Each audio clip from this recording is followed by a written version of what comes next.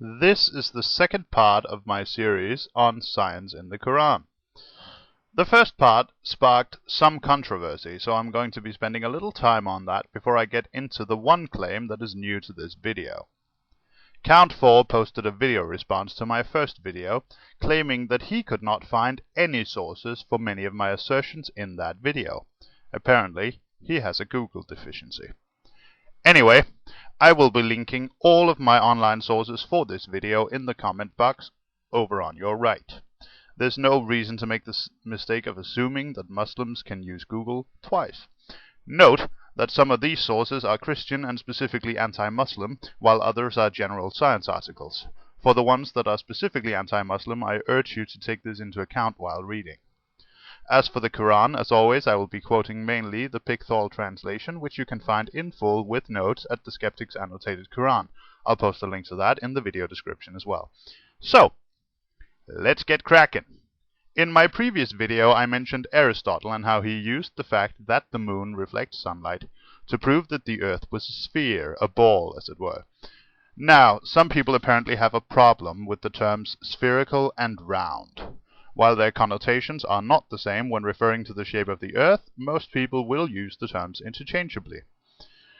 It should be noted, however, that the Earth has almost always been portrayed as round, even when people believed it was flat. The flat earthers, as it were, still portrayed the Earth as circular.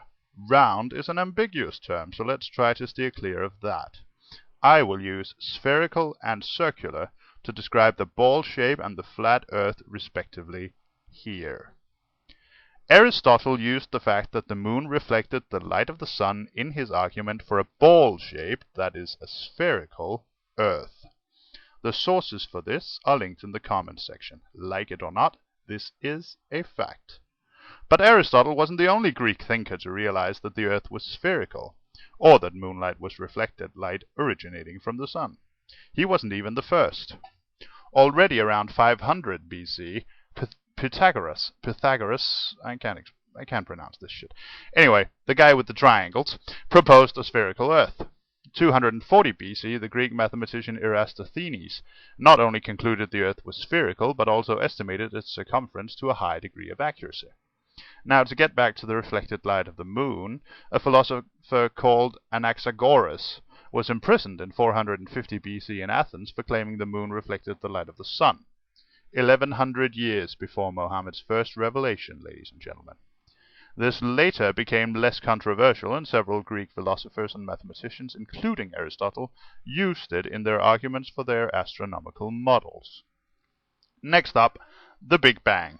The verse I quoted was Surah 21, Ayah 30. Another one apparently used for this purpose is 51:47, which says, "We have built the heaven with might, and we it is who make the vast extent thereof." This supposedly deals with redshift of light.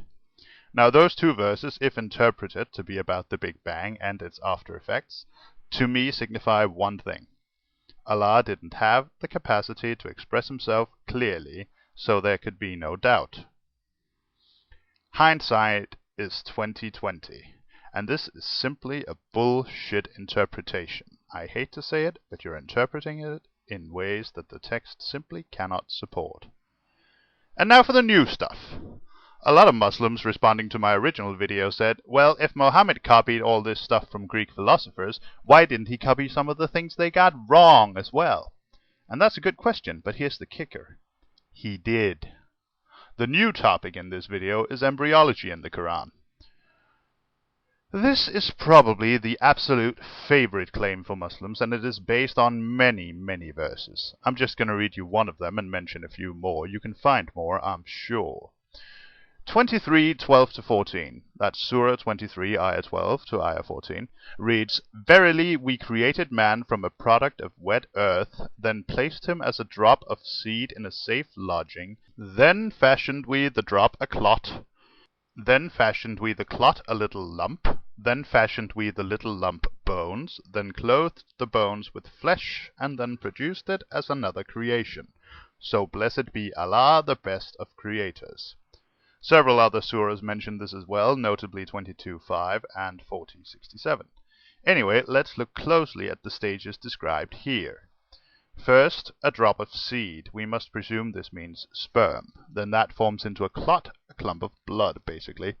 Then that is fashioned into bones, and finally flesh is formed around the bones. First of all, this is obviously wrong. It mentions nothing about the female contribution of the egg cell, and the bones are not formed before the flesh around them, but are actually formed within the flesh. So where did Mohammed get this? The answer shouldn't surprise anyone who's been keeping up.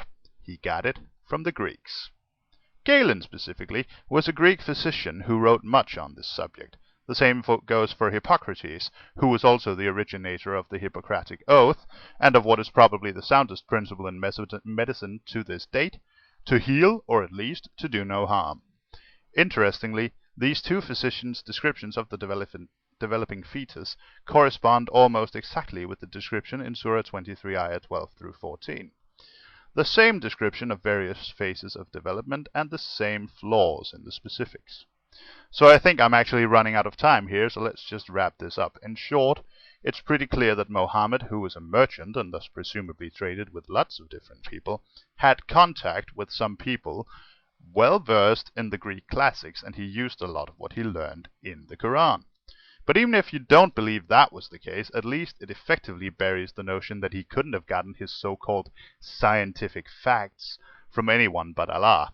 So I think I'll say mission accomplished, and wish you all a pleasant day. Peace.